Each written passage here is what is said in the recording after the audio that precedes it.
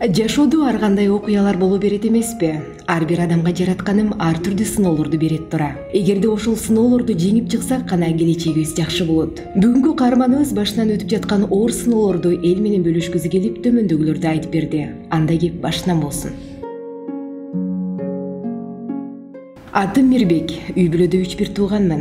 Байкем, энем жана мен. Нарын облусунда төрөлүп өсүп, шаарда чоң окуу жайлардын биринде окуп, аны аяктагандан соң өзүнчө бизнес ачкам. Кудайга шүгүр, бизнесим жакшы болуп, алдыга карай умтула баштагам. Университетке келгенде эле группалаш кызым экөөбүз бири-бирибизди жактырып, ушул кезге чейин кыз жигит болуп сүйлөшүп жүргөнбүз. Буюрса күздө үйлөнөм деген максаттарды коюп, жаңы жыл күнү сүйлөшкөн кызымды ата-энем менен тааныштырып келгем. Кудай жалгап, сүйлөшкөн кызым үйдөгүлөргө жагып, баары мени колдой башташты.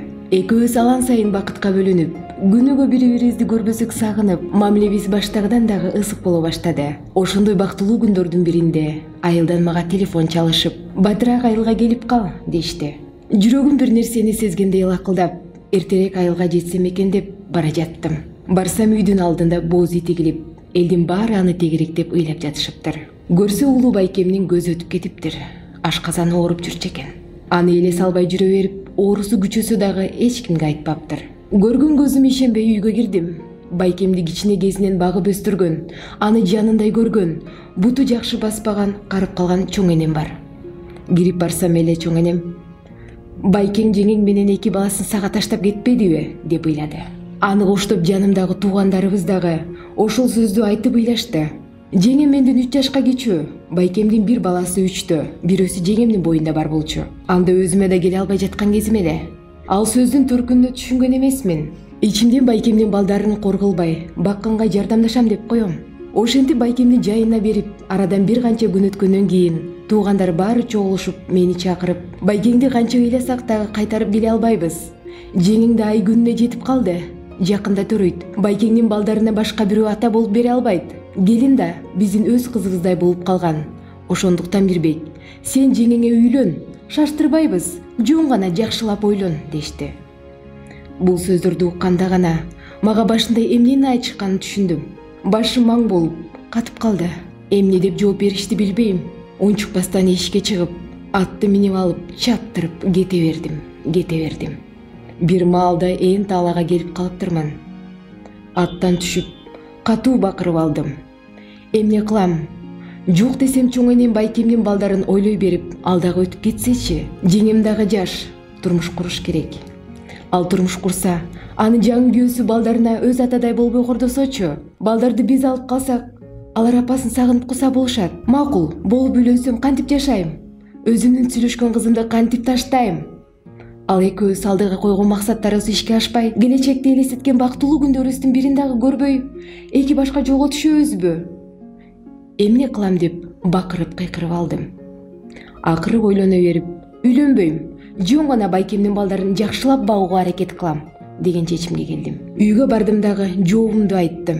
Алар кайра эле дагы бир жолу ойлонуп көрүүнү өтүнүштү. Ошентип арадан убакыт өтүп, жеңем дагы көз жарды. Бала төрөлөрү менен эле медайым мени баланын атасы деп ойлосо керек. Ымыркайды мага кармап, "Ата болушуңуз менен" деп жылмайды.